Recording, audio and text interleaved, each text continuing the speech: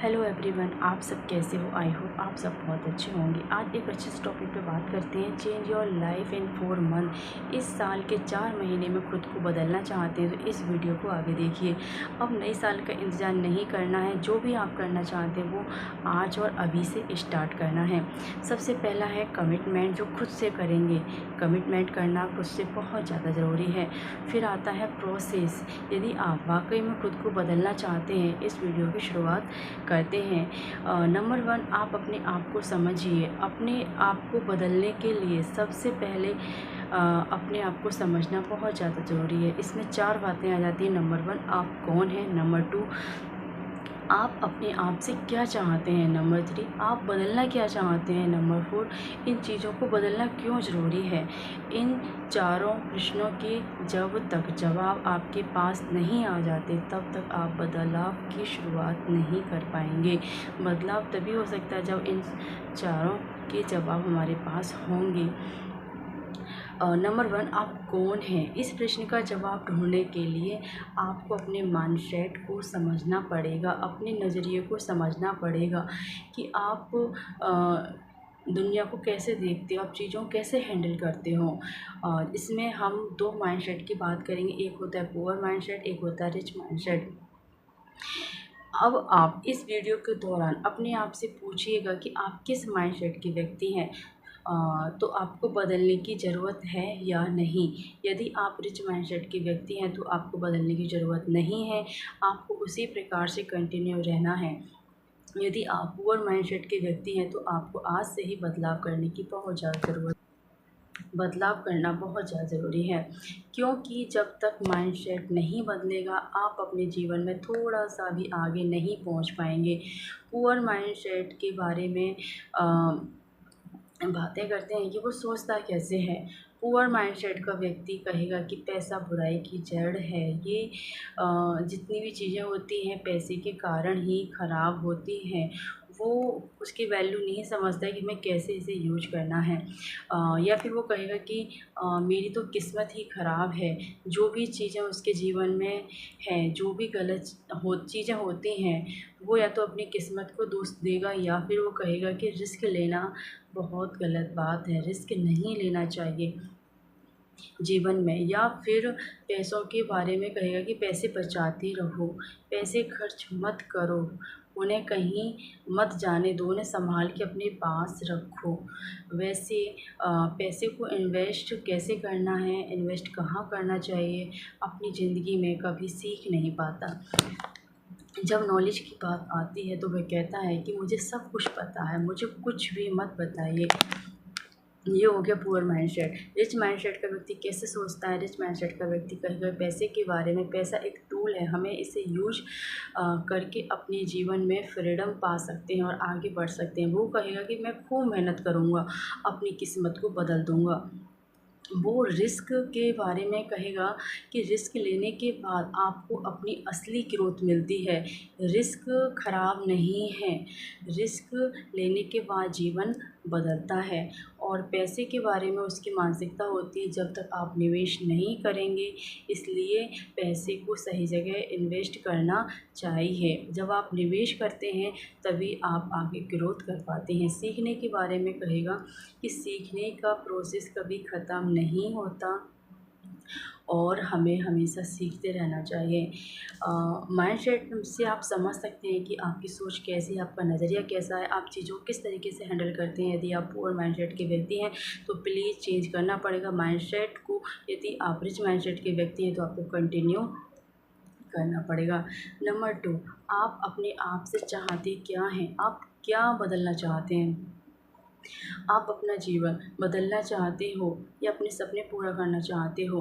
आपको अपनी ज़िंदगी में जो चाहिए उसे अपने आप से पूछिए कि अभी आपकी ज़िंदगी में ऐसी कौन सी परिस्थिति चल रही है जिसे आप बदलना चाहते हैं। अब आगे अपने आप को क्लियर करना होगा कि बदलना क्या है। क्या बदलना चाहते हैं, जैसे कि नंबर 1 हेल्थ ख़राब है उसे सही करना चाहते हैं, या जॉब आपको जॉब में कम पैसा मिल रहा है उसे बढ़ाना चाहते हैं, या रिलेशन आपके रिश्ते ठीक नहीं है उसे सही करना चाहते हैं, या कोई एग्ज़ाम है उसे क्लियर करना चाहते हैं, या कॉन्फिडेंस की कमी है, या कोई स्किल सीखना चाहते हैं। तो अपने आप से जानना होगा कि ऐसी कौन सी चीज़ है जिससे आपको पहले से बदलना चाहते हैं। इसके बाद आपको अपने स्ट्रॉन्ग वाई का पता होना चाहिए। ये सब चीज़ें आप करना क्यों चाहते हैं। जब भी कोई इंसान अपने लक्ष्य को प्राप्त करने के लिए आगे बढ़ता है तो उसके पास अब स्ट्रॉन्ग वाई होना चाहिए कि मुझे करना क्यों है। जब उसे अपना स्ट्रॉन्ग वाई मिल जाता है तो वो अपनी पूरी एनर्जी अपने लक्ष्य को प्राप्त करने में लगा देता है। जब तक उसे अपने वाई का पता नहीं होता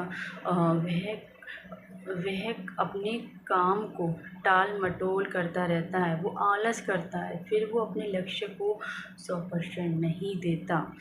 तो आपको भी अपने स्ट्रॉन्ग वाई का पहले से पता होना चाहिए। इस प्रोसेस के बाद आपको अपना गोल फिक्स करना होगा। एक होता है गोल कि मुझे एग्ज़ाम पास करना है, और दूसरा होता है स्पेसिफ़िक गोल कि मुझे एग्ज़ाम के लिए क्या करना पड़ेगा, जो मुझे इसे पास करना है। मुझे क्या सिलेबस पढ़ना पड़ेगा और किन चीज़ों को करना पड़ेगा। तो ऐसे करके एक स्पेसिफ़िक गोल और गोल में बहुत ज़्यादा डिफ़रेंस हो जाता है। गोल वो होता है जो हम देखते हैं, स्पेसिफ़िक गोल वो है जिनके लिए हमें क्या-क्या करना पड़ेगा, इसे कैसा और विशिष्ट बनाया जाए और कैसा विशेष बनाया जाए। जैसे ही आप अपने लक्ष्य को प्राप्त करने के लिए आगे बढ़ेंगे, आपकी बुरी आदतें आपके सामने आ जाएँगी, जो बहुत छोटी-छोटी होंगी लेकिन आपको काम नहीं करने देंगी। तो आपको क्या करना पड़ेगा कि वो छोटी-छोटी बुरी आदतें हैं, उन्हें ख़त्म करना पड़ेगा। लेकिन ख़त्म करने से पहले आपको पता लगाना होगा कि मेरी कौन-सी बुरी आदतें हैं। कई बार हमें पता होता है कि ये गलत है। आप आलसी होते हैं, आपको काम टालने की आदत होती है और लेट होने की आदत है, आपको गुस्सा करने की आदत है। आपको पता है कि मुझ में ये बुरी आदत है, उसे ख़त्म करना है। तो ऐसी कौन-सी आदत है जो आपको आगे नहीं बढ़ने दे रही है, उसे ख़त्म करना ही होगा। और अगला स्टेप आता है खुद को निखारें। अब आपने पहले ही पता लगा लिया है कि आपको क्या करना है, उसके बाद हमें क्या बदलाव करना है कि अगले जो 6 या 4 महीने हैं, उससे रिलेटेड जो स्किल आपको सीखनी है, उसमें इम्प्रूवमेंट करना है, वो आप देखें कि मुझे इन 4 मंथ में करना क्या है।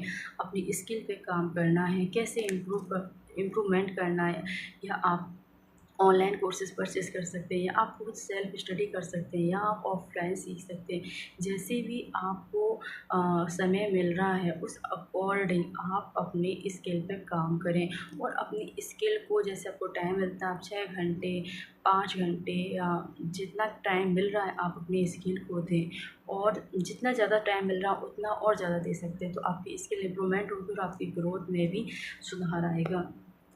जितने भी लोग अपने जीवन में सफल होते हैं, क्या आपने देखा है कि उनकी दिनचर्या काफ़ी अलग होती है, क्योंकि वो अपने काम में हमेशा इन्वॉल्व रहते हैं। वो अपने जीवन में अपने समय का बहुत बड़ा हिस्सा अपनी स्किल को इम्प्रूव करने में लगाते हैं, चाहे गिटार बजाना हो या क्रिकेट खेलना हो, बिजनेस करना हो, स्टडी करना हो। अपने जीवन का बहुत बड़ा हिस्सा अपनी स्किल को इम्प्रूव करने में लगा देते हैं। उसी के बाद ही व्यक्ति निखरा हुआ लगता है। आपने भी अपने जीवन में कोई ना कोई स्किल इम्प्रूव की होगी। जब हम प्रैक्टिस करते हैं तभी हम खुद को निखार पाते हैं। अगला स्टेप आ जाता है सेल्फ एनालिसिस। आपको सेल्फ एनालिसिस करना होगा। आपको कोई बताने नहीं आएगा कि अ, हर सप्ताह एनालिसिस करना होगा, पिछले सप्ताह स्किल में कितना इम्प्रूवमेंट हुआ था, आज मैं क्या हूँ, इस सप्ताह कितना अ, अंतर हुआ है, और अगले सप्ताह में और कितना इम्प्रूवमेंट कर सकता हूँ। मेरी ऐसी कौन-सी हैबिट है जिसके कारण मैं इम्प्रूवमेंट नहीं कर पा रही हूँ। सबसे इम्पोर्टेंट चीज़ यदि बदलाव नहीं हो रहा है आपके अंदर, कौन-सी कमियाँ हैं, कौन से चेंजेस करना बाकी है, सेल्फ एनालिसिस करना भी बहुत ज़्यादा ज़रूरी है। पूरी की पूरी प्रोसेस में कई बार ऐसा समय आएगा कि आप कई बार गिरेंगे, हारेंगे, आप डिमोटिवेट फ़ील करेंगे। उसी समय अगला स्टेप बहुत काम का है। अगला स्टेप है खुद को इंस्पायर करें। आप खुद को इंस्पायर करते रहिए। यदि कोई व्यक्ति कहता है कि मुझे मोटिवेशन, इंस्पिरेशन की ज़रूरत नहीं पड़ती, तो वह झूठ बोल रहा है। हर एक व्यक्ति जब भी गिरता है और जब भी हारता है, हँस के खड़ा नहीं होता। हर बार हँस के खड़ा नहीं होता। उसे एक चिंगारी की ज़रूरत होती है, कि इंस्पिरेशन की ज़रूरत होती है, मोटिवेशन चाहिए होता है। वो कहीं न कहीं से उसे मिल जाता है, पर वो नाम नहीं लेता कि ये इंस्पिरेशन है या मोटिवेशनल है या मोटिवेशन है। एक्चुअल में वही चीज़ प्रेरित करती है आगे बढ़ने के लिए। आप मोटिवेटेड कब फ़ील करते हैं? आप म्यूज़िक सुनते हैं या आप घूमते हैं, वॉकिंग करते हैं, तब आप मोटिवेटेड फ़ील करते हैं, या आप खुद पर काम करते हैं, अपनी स्किल पे काम करते हैं, तब मोटिवेटेड फ़ील करते हैं, या अपने दिन को अच्छे से यूज़ करते हैं, अपने टाइम को वेस्ट नहीं करते हैं, अपने कामों को फ़ोकस करते हैं, आप तब मोटिवेट फ़ील करते हैं। आपको अपना इंस्पिरेशन, अपना मोटिवेशन खुद बनना पड़ेगा। खुद ढूँढिए कि मुझे ऐसी कौन-सी चीज़ है जो मोटिवेट करती हैं। आपको डीमोटिवेट कभी नहीं हो पाओगे।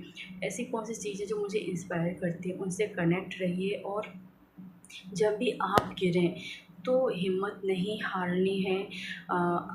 आप वो चीज़ कीजिए जो आपको इंस्पायर करती हैं। बस एक बात याद रखना है कि इन 4 मंथ में कुछ भी हो जाए, मुझे रुकना नहीं है, आपको चलते रहना है, और तभी आप अपनी मंज़िल तक पहुँच पाएँगे। मैं उम्मीद करती हूँ कि आपको इस वीडियो से ज़रूर बेनिफिट मिलेगा। Thank you so much.